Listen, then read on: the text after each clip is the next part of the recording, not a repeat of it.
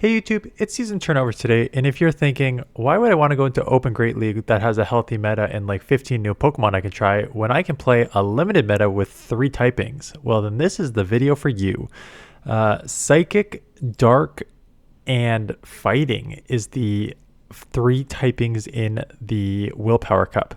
Now, Willpower Cup isn't new, so what I was going to do, because the rankings and being able to team build actually aren't out on PVPoke. So what I was going to do is I was going to go through old teams.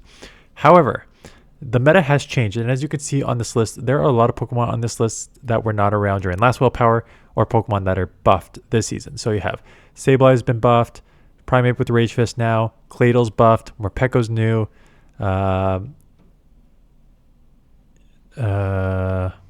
I even forget it. Yeah, I think Malamar was around last time.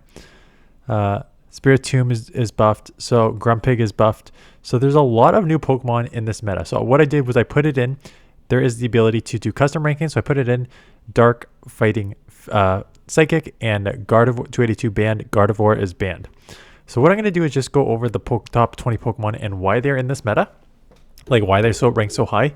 And then you can team build accordingly based on what you are seeing, because there's only like 15-20 Pokemon, so there's only so many ways you can team build. So let's just start with it. So let's just start with the ones that actually have fairy access. If you have fairy access, whether you are a fairy yourself or you have a fairy move, you have a huge advantage when 2 of the 3 typings are Fighting and Dark, right?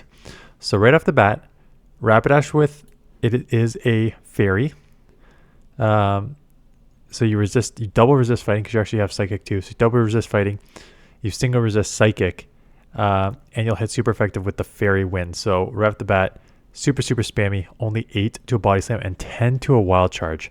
So Fairy typing, spammy with Wild Charge, spammy with Body Slam, resisting some of the main meta there. Easy example of why Rapidash is so high. It's been like I think Galarian Rapidash has been the #1 ranked Pokemon in this meta for like the last 4 seasons. So you'll see a healthy dose of this. Hatterene, Charm user. Again, do not need to tell you that Charm is going to be super strong against a meta that is fully dominated by Darks and Fighting.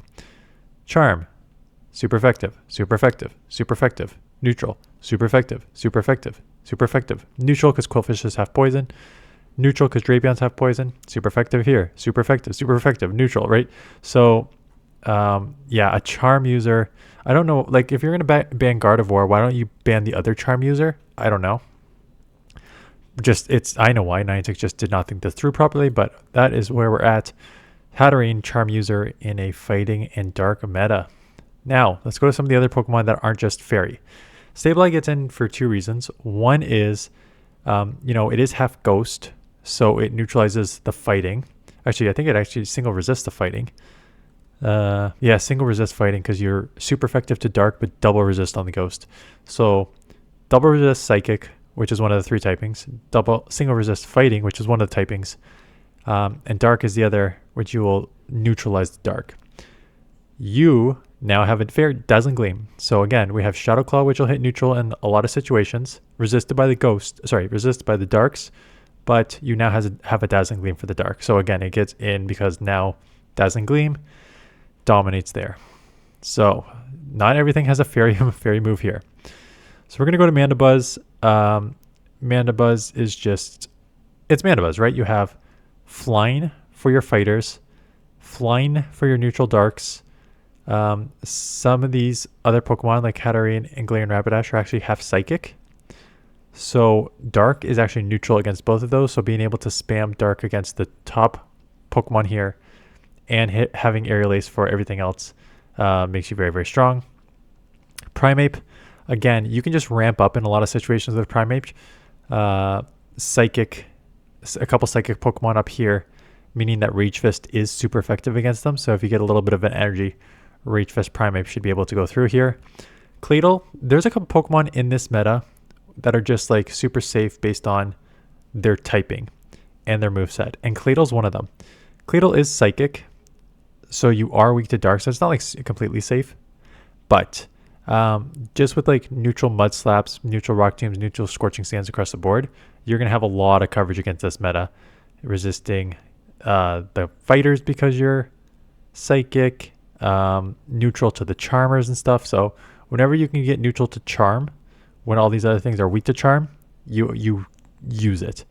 So now you have a like a buffed Rock Tomb too. So should be a pretty strong Pokemon there.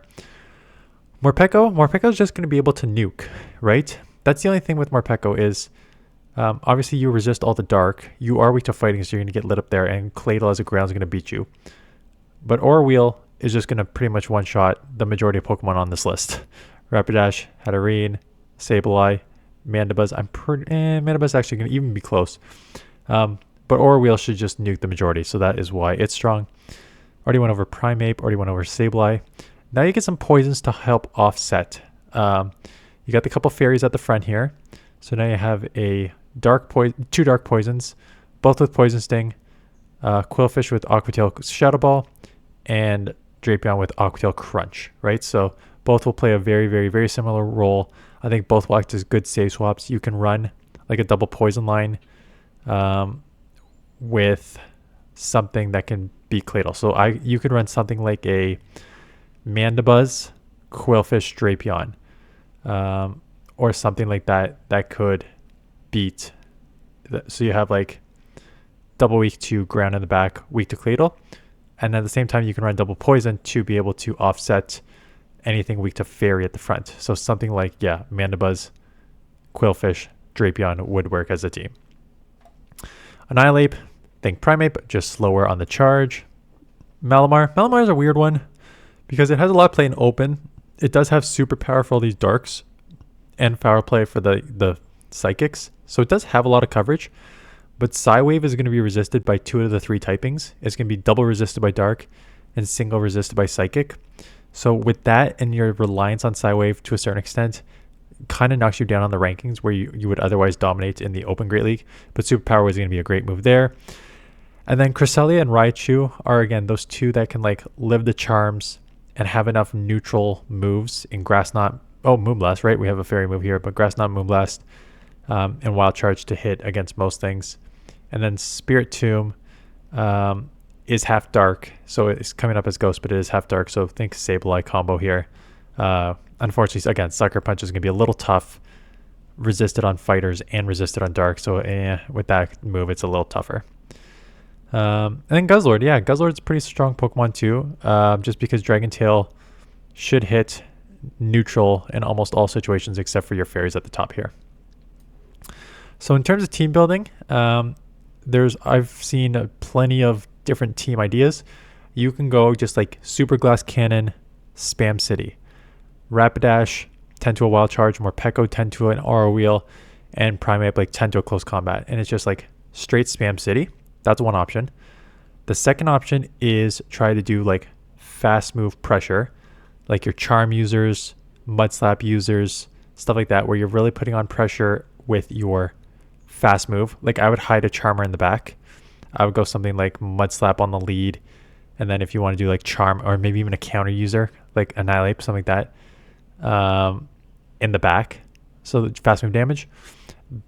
The third way to build is just to do basically balanced Pokemon that can kind of hit the majority of the Pokemon in here.